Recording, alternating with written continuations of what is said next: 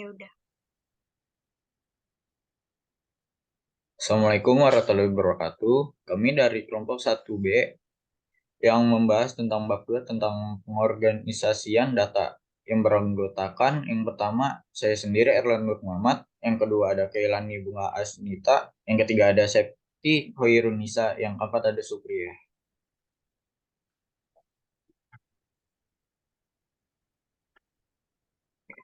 Yang pertama yaitu saya akan menjelaskan soal tentang menjelaskan apa yang dimaksud dengan data. Jawabannya, pada halaman 12, data merupakan sejumlah informasi yang dapat jabatan tentang suatu keadaan. Terus yang kedua, jelaskan bagaimana kita dapat memperoleh data. Pada halaman 16, yaitu dengan menggunakan metode pengumpulan data primer.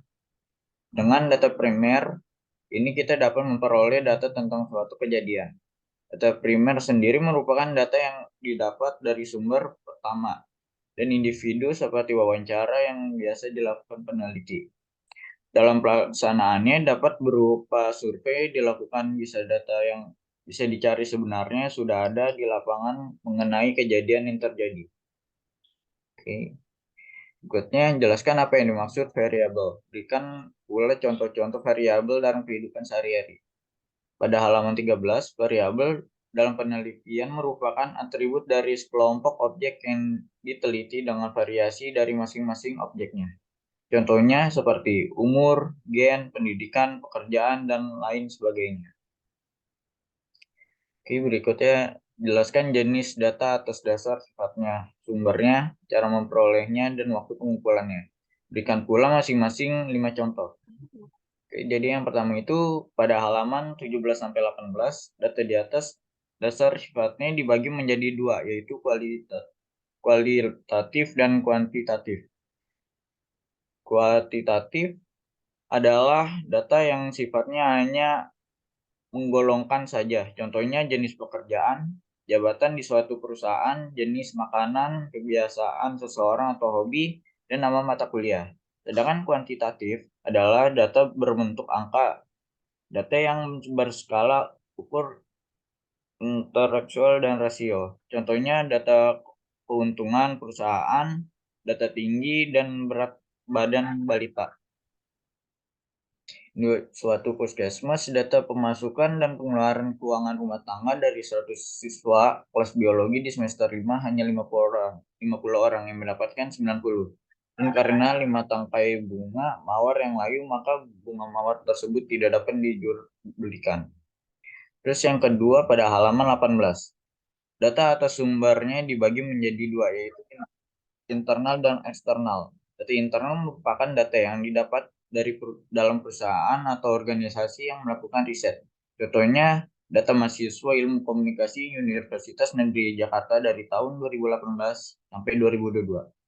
Kemudian, data kepuasan pelanggan Indosat, data penonton film Kakaian Desa Penari, data penjualan baru di Luxstream, dan data mahasiswa yang tidak mengikuti mata kuliah videografi. Sedangkan data eksternal merupakan data tentang keadaan di luar organisasi. Contohnya seperti data kependudukan, jumlah mahasiswa dari universitas lain, data perusahaan lain untuk jenis produk yang sama dengan produk perusahaan kita.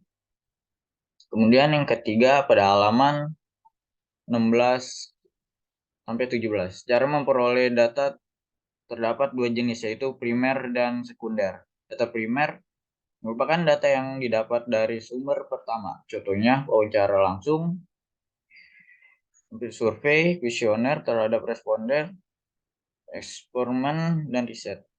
Sedangkan data sekunder merupakan data primer yang diperoleh oleh pihak lain atau data primer yang telah diolah lebih lanjut dan disajikan oleh pengumpul data primer atau pihak lain. Contohnya seperti jurnal, e-book, buku cetak, majalah, dan ekspor impor. Terus yang keempat itu pada halaman 18.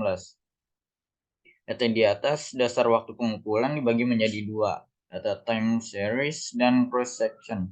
Data time series merupakan data yang dikumpulkan dari beberapa tahapan waktu secara kronologis. Contohnya itu seperti jumlah uang beredar, data inflasi, indeks data konsumen, jumlah lulusan siswa tahunan, dan data waktu saham. Sedangkan data cross-section adalah data yang dikumpulkan pada waktu dan tempat tertentu saja. Contohnya seperti data daftar nilai yang dicetak oleh mahasiswa pada UAS mata kuliah komunikasi lintas budaya.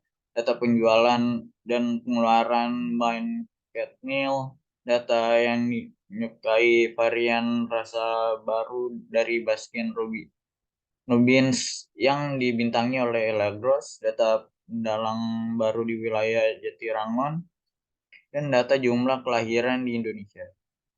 Dan yang kelima itu ada pertanyaan tentang tentukan jenis skala pengukuran yang digunakan oleh variabel di bawah ini. Kami itu ada luas area suatu kawasan industri yang bisa menjadi skala ordinal. Yang kemudian ada warna baju yang dikenakan staf BNI yang biasa dikenal skala nisbah atau rasio. Kemudian pendapatan karyawan pada perusahaan auto bisa dijadikan skala rasio, sedangkan yang keempat temperatur pada Fahrenheit yang biasa skala interval atau selang.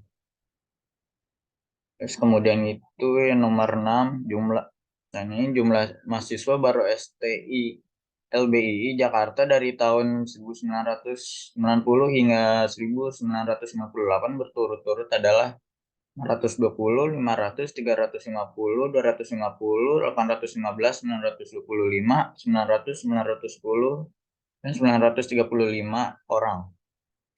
Susunlah data tersebut dalam bentuk label. Nah, dengan label di atas ini mengikuti contoh label pada halaman 15. Saya dicek sendiri ya. Kemudian yang nomor 7.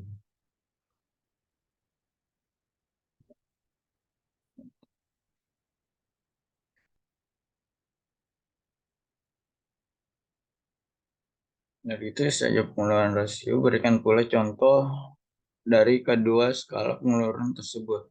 Data skala interval memberikan ciri angka kepada kelompok objek yang mempunyai skala nominal dan ordinal, ditambah dengan jarak yang sama pada urutan objeknya. Sedangkan skala rasio mempunyai semua sifat. Skala interval ditambah satu sifat lain, yaitu memberikan keterangan tentang nilai abstrak dan objek yang diukur. Nah, berikut ada perbedaannya antara skala interval dan skala rasio.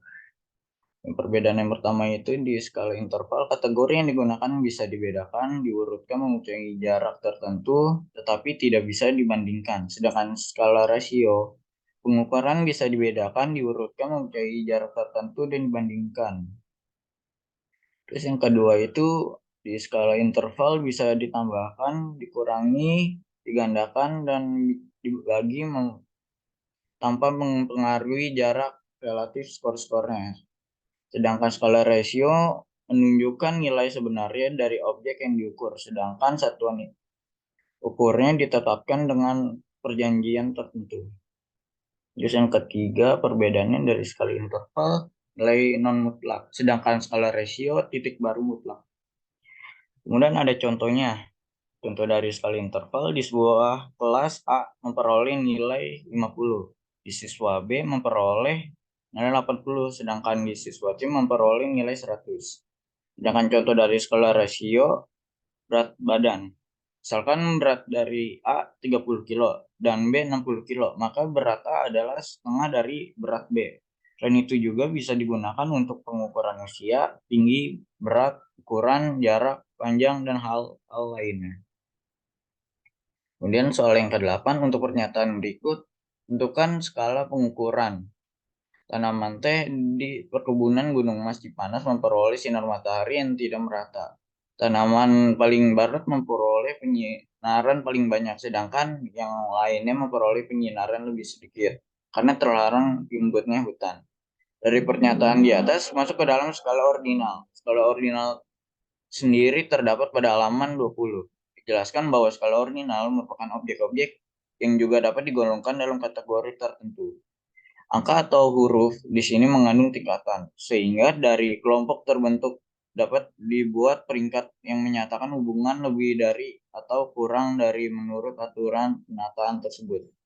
Penjelasan tersebut berkaitan dengan pernyataan di atas bahwa pencahayaan di perkebunan gunung Mas Cipanas tidak merata. Tingkatan yang paling atas ada di paling barat dengan memperoleh cahaya yang paling banyak, sedangkan yang lainnya memperoleh cahaya lebih sedikit.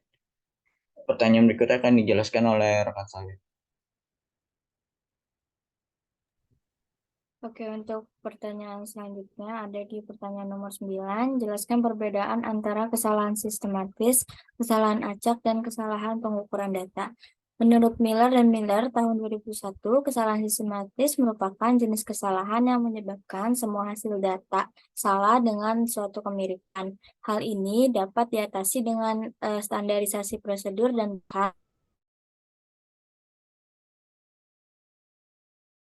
hasil dari perulangan menjadi relatif berbeda satu sama lain, di mana hasil dari individual berada di sekitar hanya rata-rata, dan kesalahan pengukuran adalah perbedaan antara nilai sebenarnya dari suatu pekerjaan, pengukuran yang dilakukan oleh seorang pengamat. Oke, selanjutnya.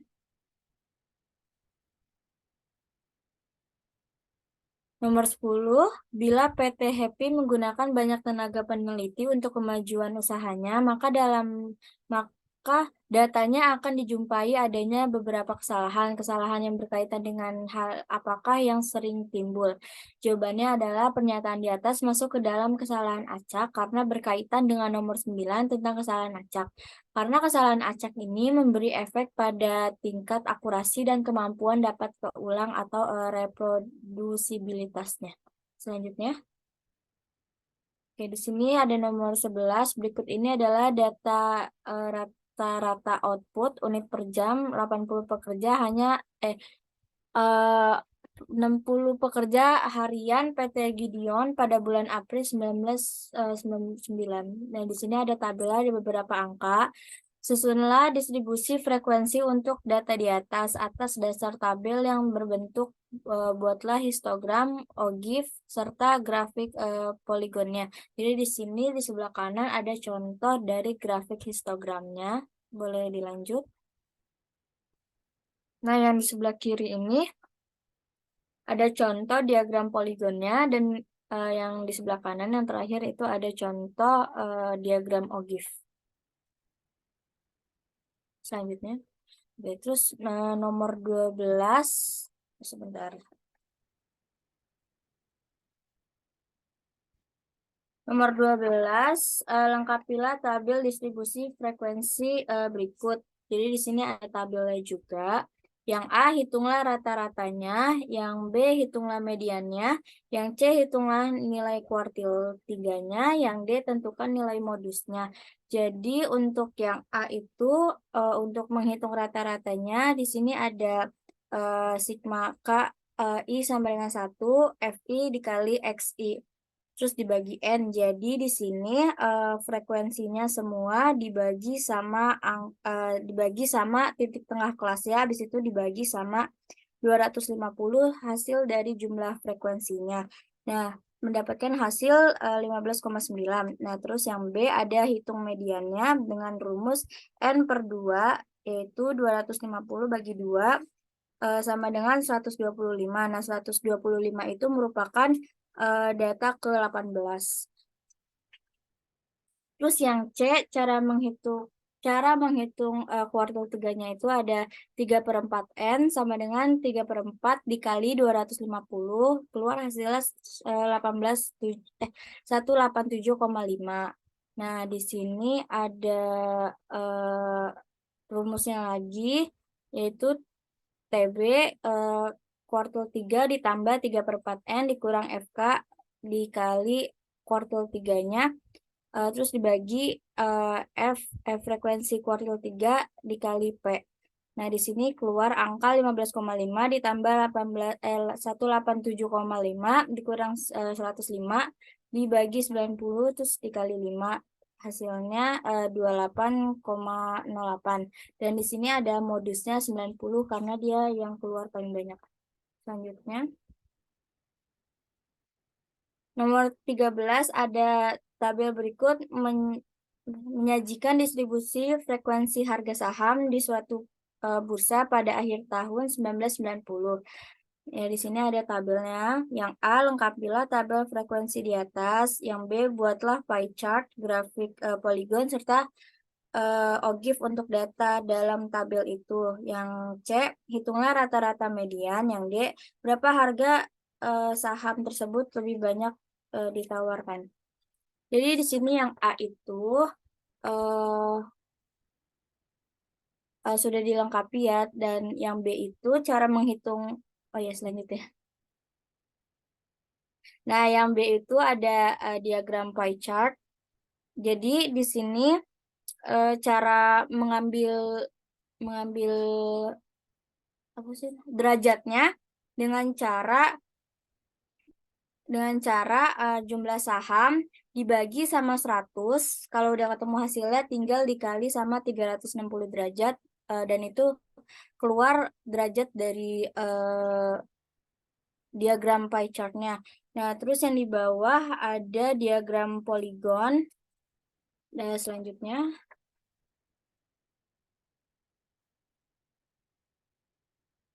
Oh ya, terus di sini ada apa namanya diagram OGIF, dan di sini ada rata-rata. Ya, ya udah selanjutnya aja. Nah, ini. Jadi di sini ada cara menghitung rata-rata dengan sigma K sama dengan 1, F1 kali X1 dibagi M. Jadi di sini hasil dari sebentar. Hasil dari titik tengahnya itu dikali sama jumlah sahamnya atau frekuensinya. Nanti setiap kolom dikali, habis itu jumlahnya itu dikali sama 100. Dan ketemu hasilnya 7325. Nah, cara mencari mediannya itu N, nilai keseluruhan dibagi 2, yaitu 100 bagi 2 sama dengan 50. Jadi data ke 50 itu ada di 7250. Nah, yang D pada 7250 harga saham yang lebih banyak ditawarkan. Selanjutnya, jelaskan perbedaan antara tampilan data yang diperoleh dengan menggunakan histogram dan diagram batang daun. Dalam hal ini, manakah yang memberikan informasi lebih banyak? Pada halaman 31 dan 32, dalam tampilan data yang menggunakan histogram lebih sederhana daripada diagram batang dan daun. Menggunakan histogram juga hasil yang diperoleh tidak selalu dapat menampilkan nilai-nilai pengamatan aslinya. Sedangkan pada diagram batang dan daun diperoleh informasi mengenai distribusi dari gugur data, juga dapat dilihat nilai-nilai pengamatan aslinya yang memberikan informasi lebih banyak porsinya diagram daun karena memberikan informasi secara teratur dibandingkan histogram. Boleh dilanjut? Oke, soal selanjutnya, bila kita mempunyai dua populasi data, maka manakah yang lebih memberikan informasi yang menyajikan dalam grafik penyajian dengan poligon atau dengan histogram. Pada halaman 31 sampai 32, jika dibandingkan dua data lebih baik menggunakan poligon karena bentuk tampilannya berupa garis-garis patah yang diperoleh dengan cara menyambungkan atau menghubungkan puncak dari masing-masing kelas, sehingga dapat mempermudah menganalisis data tersebut. Sebaiknya jika hanya satu distribusi eh, lebih jelas menggunakan histogram. Boleh dilanjut, 16.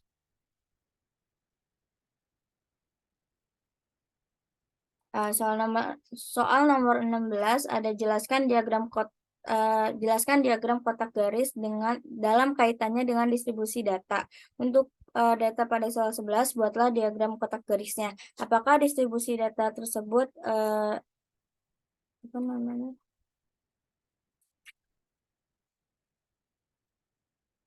Selanjutnya, Oke, di sini ada yang pertama kita harus mengurutkan datanya dulu dari yang terkecil sampai yang terbesar. Nah, di sini yang terkecil ada 4,1 dan yang terbesar ada 9,6. Nah, kita harus hitung dulu Q1-nya atau kuartil satunya dengan rumus 1/4 kali N. N itu totalnya. Di sini kan total desimalnya ada 60. Jadi 1/4 dikali 60 sama dengan 15. Nah, kalau udah ketemu kuartil 1, kita tinggal hitung kuartil 3-nya dengan rumus 3/4 dikali M. Sama dengan 3/4 kali 60. Hasilnya adalah 45. Oh ya, jadi kuartil satunya ini kan 15. Nah, datum dalam posisi ke-15 itu adalah 6,0. Nah, kuartil 3-nya itu kan 45. Nah, datum pada posisi ke-45 adalah 7,7. Nah, selanjutnya kita mencari nilai hamparannya, yaitu dengan hamparan sama dengan kuartil 3 dikurang kuartil 1, sama dengan 7,7 dikurang 6,0, sama dengan 1,5.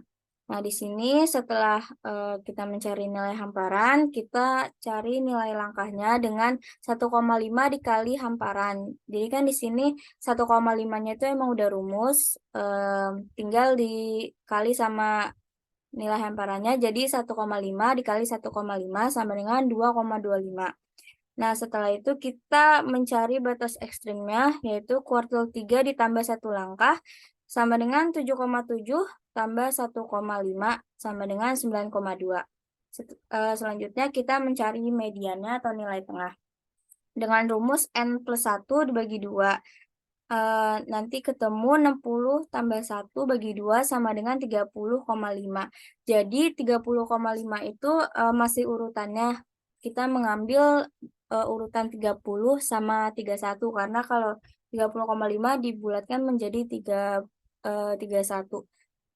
Nah, ketemu kan urutan 30 sama 31-nya itu 6,9 dan 6,9. Habis itu untuk mencari median aslinya tinggal ditambah lalu dibagi. Lalu keluarlah diagram batang daunnya. Oke. Terus selanjutnya. Oh ya, untuk mencari mean ini kita tinggal tambahin aja semua datanya yang 60 tadi. Habis itu tinggal dibagi totalnya yaitu 60 dan hasilnya 6,3. Nah, di sini ada grafik yaitu apa namanya tuh? Menceng ke kiri karena mean, median sama modusnya itu dia tidak berurutan. Mean lebih kecil dari median, median lebih kecil dari modus, dan modus itu paling tinggi. Jadi urutannya mean, median, dan modus. Pada distribusi data di atas masuk ke dalam distribusi tidak simetris uh, karena miring ke sebelah kiri dengan kondisi rata-rata lebih kecil dari median dan lebih kecil dari modus. Oke, selanjutnya akan dibacakan oleh teman saya. Selanjutnya yaitu nomor 17, jelaskan kegunaan pie chart. Buatlah pie chart untuk data pada soal 13. Apakah informasi yang diperoleh dengan pie chart sama dengan informasi yang dihasilkan pada soal 13? Pada halaman 37 sampai 38 dijelaskan bahwa kegunaan skala pada pie chart yang tepat digunakan untuk menentukan bagian secara proporsional sesuai dengan frekuensi masing-masing kelas dengan memperhitungkan bahwa sudut suatu lingkaran penuh adalah 360 derajat. Nah, untuk yang dihasilkan pada soal 13 sama seperti pada data di nomor 13. Oke, dilanjut. Selanjutnya soal nomor 18. Berikut adalah kinerja penjualan PT GAU dibandingkan target yang disertakan perusahaan dalam persen. Nah, di sini ada data-datanya yang ada dalam tabel. Dari data tersebut, buatlah diagram kotak garisnya bila Anda ingin melihat ukuran pemusutan apa yang sebaiknya Anda gunakan dalam kaitannya dengan kesimetrian distribusi data. Oke, di sini yang pertama menghitung kuartil 1. Rumus dari kuartil 1 adalah 1/4 kali N sama dengan 1/4 kali 4, dan di sini N-nya itu 16 karena jumlah data di sininya yang ada di tabel adalah 16. Jadi 1/4 kali 16 sama dengan 4. Datum pada keempat adalah 62,5. Selanjutnya adalah menghitung kuartil 2. Kuartil 3. Rumus dari kuartil 3 adalah 3/4 kali N. 3/4 kali 16 sama dengan 12. Datum pada posisi ke-12 adalah 85,8. Selanjutnya adalah mencari nilai hamparan. Rumus dari nilai hamparan adalah H sama dengan kuartil 3 dikurangi kuartil 1 sama dengan 85,8 dikurang 62,5 sama dengan 23,3. Nilai langkah sama dengan 1,5 hamparan dibagi 1,5 kali 23,3 sama dengan 34,95. Selanjutnya batas ekstrim. Kuartil 1 tambah 1 langkah sama dengan 85,8 tambah 34,95 sama dengan 120,75. Selanjutnya mencari median. Rumus median N plus 1 dibagi 2. N-nya itu 16 tambah 1 dibagi 2 sama dengan 8,5. Selanjutnya dalam hal ini median sama dengan 73,4 tambah 73,9 dibagi 2 sama dengan 77,65. Nah, di sini nilai maksimumnya itu 175,4, dan di sini dijelaskan batas ekstrim atas dan nilai minimumnya. Boleh di next. Selanjutnya nomor 19, buatlah histogram untuk data soal nomor 18. Bandingkan hasilnya dengan diagram batang daun. Bagaimana komentar Anda? Nah, di sini diagramnya sesuai dengan angka-angka pada soal nomor 18. Diagram di atas adalah histogramnya, dan selanjutnya berdasarkan diagram batang daun. Di sini ada rumusnya X sigma Pi X I. Nah, di sini itu tinggal ditambah-tambahin dan dibagi 16. Hasilnya 73,625. Dibulatkan menjadi 74. Boleh di next.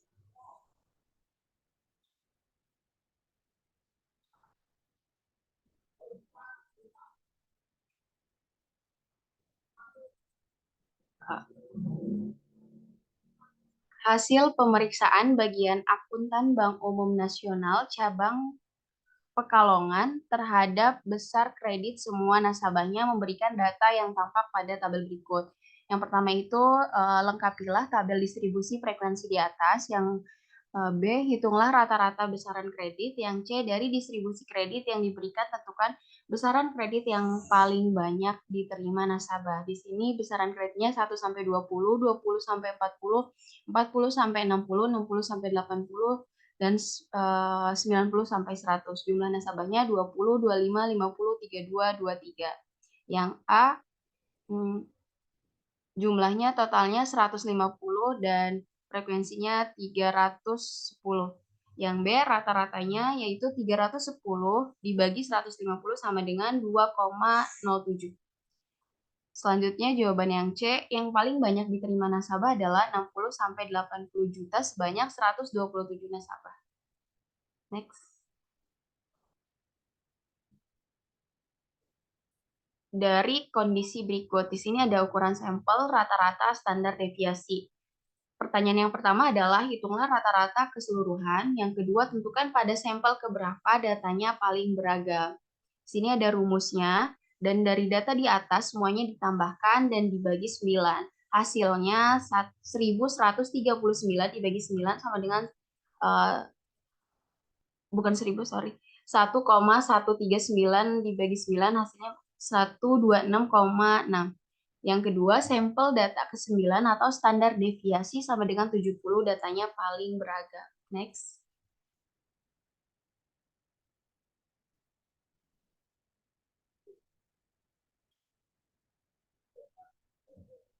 Seorang ahli pakan dunia memperoleh data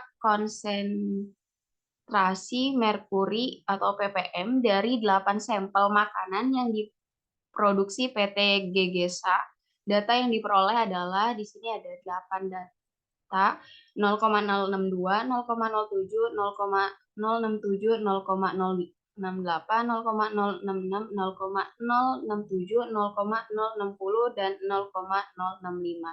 Hitunglah standar deviasi, range, dan KV-nya.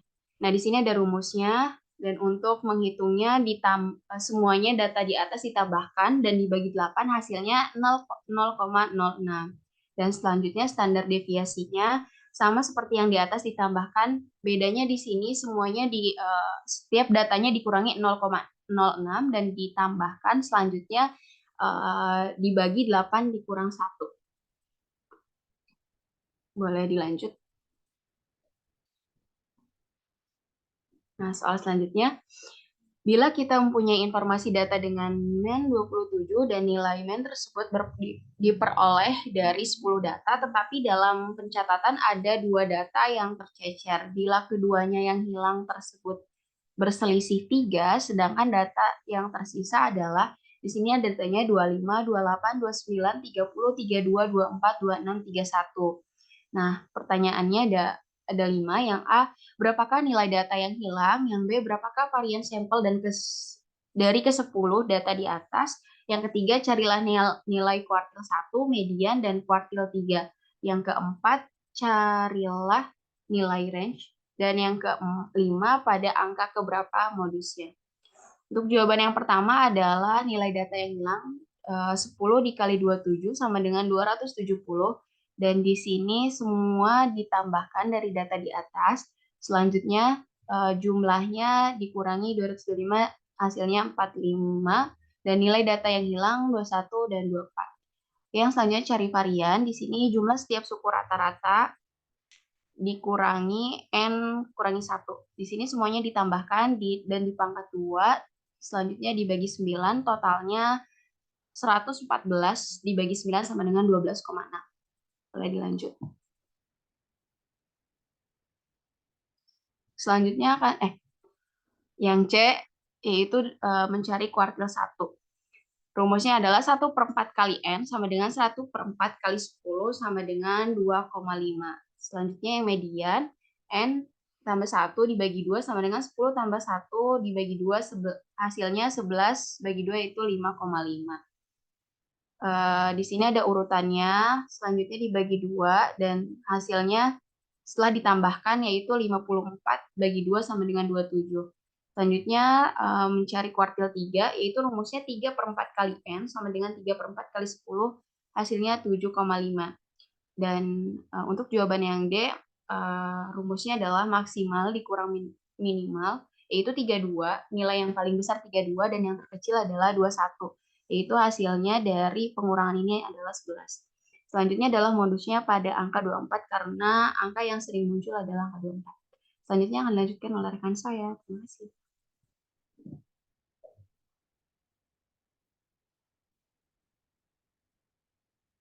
Maaf, mohon tunggu.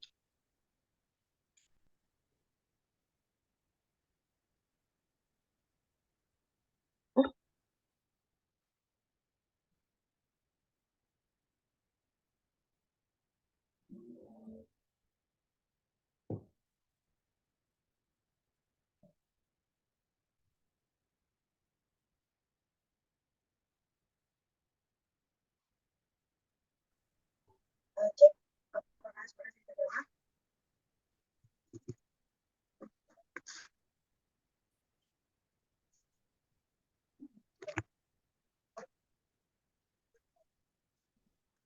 Cek apakah seperti itu.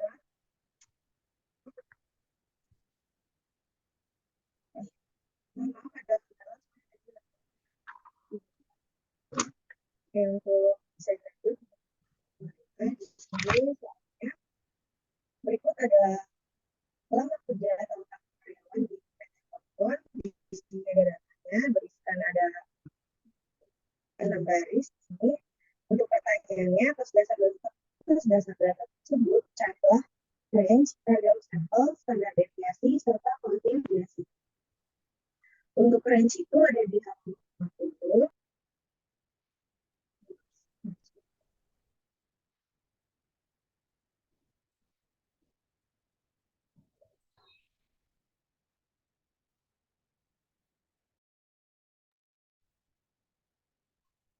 Untuk nomor 25, saya backup dulu ya. Nomor 25, berikut adalah lama kerja atau tahun karyawan PT Ponpon. Di sini disebutkan datanya ada 11, 18, 6, 3, 10, 14, 8, 8, 8, 5, 21, 9, 12, 15, 6, 15, 22, 14, 12, 7, 16, 12, 4, 11, 9, 14, 6, 7, 8, dan 10.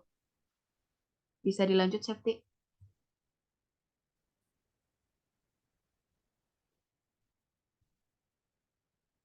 Atas dasar data tersebut, yang ditanyakan ada 4, range, ragam sampel, standar deviasi, dan yang ketiga, koefisien variasi. Yang pertama yang ditanya range di sini itu rumusnya nilai maksimum dikurang nilai minimum. Di sini nilai maksimumnya 22 dan dikurang 2 yaitu nilai minimum sama dengan 20. Selanjutnya ragam sampel di sini ada rumusnya, semua data ditambahkan lalu dikurangi semua data ditulis terus dikurangi 11 di pangkat 2 dan ditambahkan. Selanjutnya dibagi 30 dikurangi 1. Boleh dilanjut.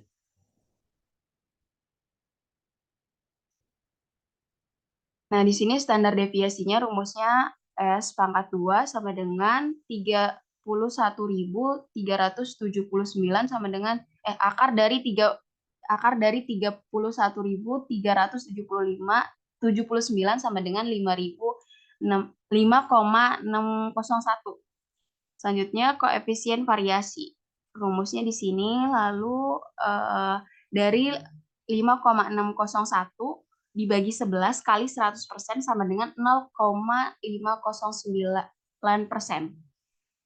Lanjut. Septi bisa dilanjut.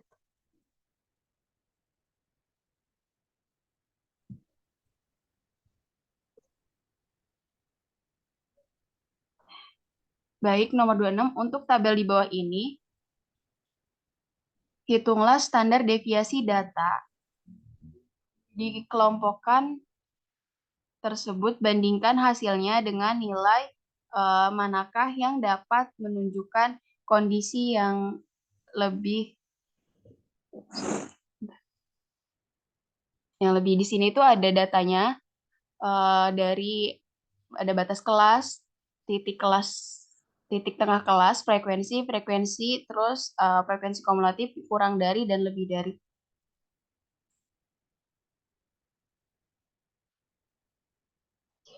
Di sini dituliskan rumusnya, setelah itu angka dari data yang dari atas sudah dihitung, ditambahkan lalu dibagi 250 sama dengan 0,34. Range-nya, rumus range-nya itu maksimal dikurang minimal, 28 dikurangi 3 sama dengan 25. Oke, lanjut. Maaf, saya udah bisa masuk, boleh dilanjut. Ya, makasih Pia, sebelumnya udah di backup. Untuk selanjutnya di nomor 27, di sini soalnya besarnya tabungan dan banyaknya penabung di Bank Pri dan Bank Mild adalah sebagai berikut. Untuk pertanyaannya yang A, hitung koefisien dari masing-masing bank. Di sini untuk hitung koefisien variasi ada di halaman 54, bisa dilihat di sini. Rumusnya ada KV sama dengan S per X dikali 100%. Jadi untuk di sini kalau Bank Pri itu setelah di total KV-nya itu berjumlah 40,98 per 120 dikali 100% itu diubah menjadi desimal dapatnya 0,3415%. Boleh di next?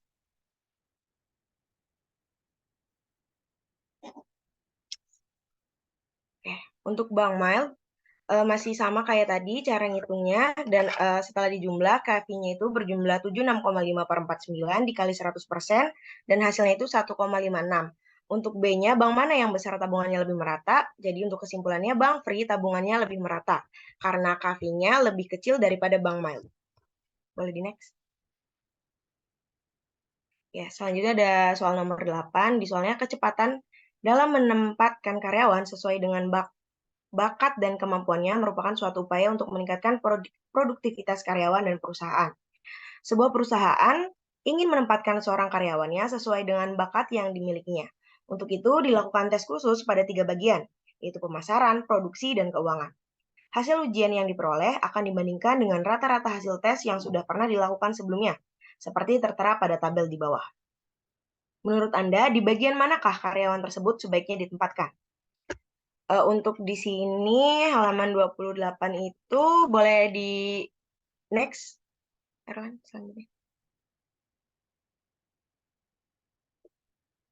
Ya, mungkin ini ada di bawah jawabannya. Kita next ke nomor 29 dulu. Perusahaan EC membayar karyawannya rata-rata $7,2 per jam dengan standar deviasi $0,6. Bila gaji tersebut dianggap menyebar normal, pertanyaannya yang A, berapa persen karyawan yang menerima upah antara $6,60 sampai $7,80 per jam? Di sini kita pakai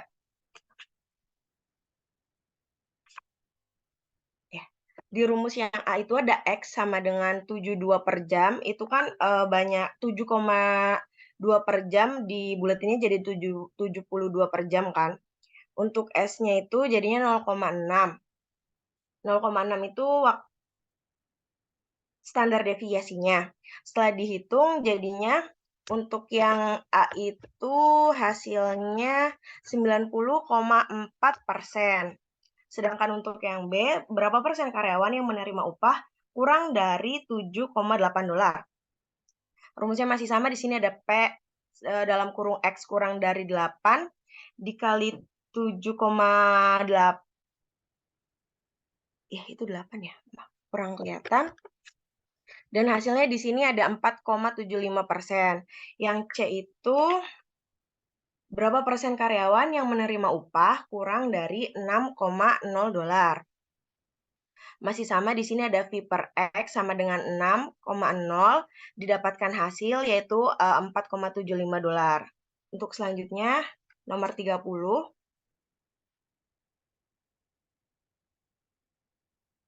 Di sini soalnya motor Saerah mempunyai umur ekonomis rata-rata 12 tahun dengan standar deviasi 2 tahun. Perusahaan penghasil motor Saerah memberi jaminan akan mengganti semua motor yang rusak selama waktu garansi. Bila perusahaan tersebut hanya bersedia mengganti 2,5% di antara motor yang rusak, kenapa lama garansi yang harus diberikannya bila diasumsikan umur motor berdistribusi normal?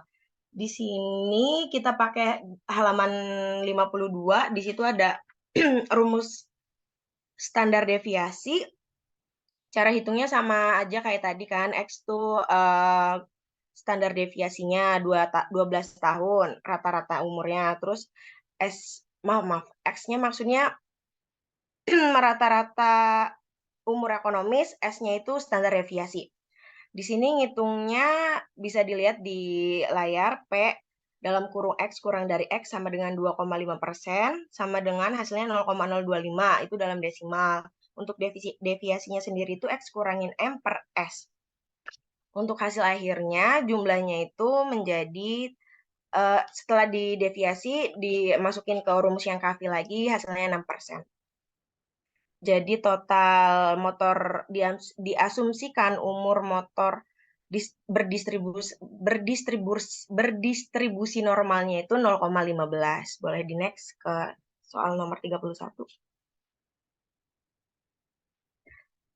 Di sini soalnya dari sampel sebanyak 144 orang sekretaris, dicatat jumlah kesalahan ketik per lembar. Sebagai hasilnya diperoleh rata-rata dan standar deviasi kesalahan ketik per lembar masing-masing adalah 10 dan 2.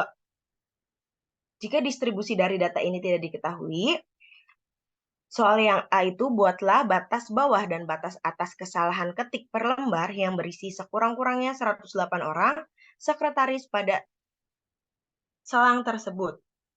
Yang B, buatlah batas-batas kesalahan ketik per lembar yang berisi sekurang-kurangnya 128 orang sekretaris pada selang tersebut. Di sini kita pakai rumus kuartil 1, 2, dan 3 itu ada di halaman 54 di 2.4.5. Jadi dimasukin kuartil satunya itu dengan rumus N/4 plus N/4 tambah 1 per 2. Terus di sini tinggal masukin angkanya. Tadi ada 144 orang sekretaris ya. Terus ngikutin di sininya aja. Jadi hasilnya ada 36,5. Lalu dilanjut di kuartil 3 dengan rumus 3N/4 plus 3N/4 plus 1 per 2. Di sini hasilnya jadi 108,5. Untuk yang B itu tahun depan perusahaan ingin buatlah batas-batas kesalahan ketik per lembar yang berisi sekurang-kurangnya 128 orang. Ini masih sama kayak yang A ya, pakainya kuartil 1 dan kuartil 2. Setelah didapat, kuartil 1 itu bernilai 32 dan kuartil 3-nya itu bernilai 96. Boleh di next ke slide selanjutnya. Ya, untuk nomor terakhir ya, di sini ada nomor 32, soalnya itu upah buruh sebuah pabrik makanan kaleng bervariasi berdasarkan masa kerja dan pengalaman. Diperoleh informasi bahwa rata-rata upah buruh saat ini sebesar 65.000 per bulan dengan standar deviasi sebesar 8.000. Untuk soal yang A, menurut dalil CBSEF, tentukan batas bawah dan batas atas agar mencakup 84% upah buruh. Di sini X-nya itu kan sama dengan 6.500 ya tadi upahnya per bulan. Maaf, 65.000. Di sini X dikurangin KS hasilnya 0,884. Kalau misalnya diubah ke persen jadinya 84%. Jadi nilai X-nya itu 57.000 kali 84% didapatkan hasil 47.880. Itu nilai batas bawahnya. Sedangkan nilai batas atasnya itu 65.000 plus KS sama dengan X. Di sini 65.000 ditambah 8.000. Hasil X, jadi X-nya itu 75.000, itu hasil 65.000 tambah 8.000. Jadi X bagian batas bawahnya itu 73.000 X, 73.000 dikali 84% dan dihasilkan hasilnya 61.320 untuk batas atasnya. Sedangkan rata-ratanya 47.880 ditambah 61.320 dibagi 2 dan hasilnya 54.000. Boleh di next?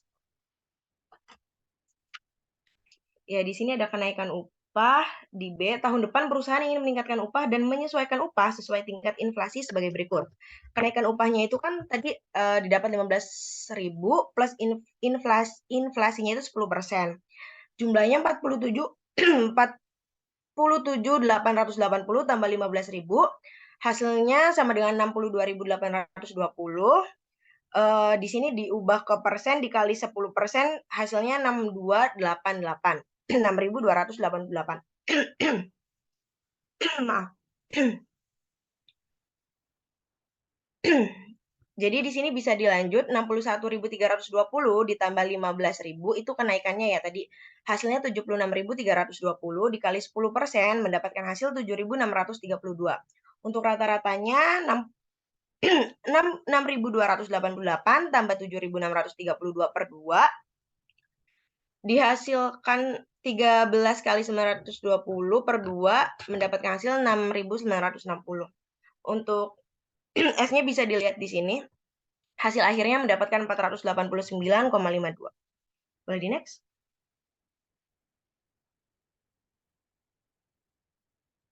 Ya, sekian presentasi dari kelompok kami. Kurang dan lebihnya mohon maaf. Wassalamualaikum warahmatullahi wabarakatuh.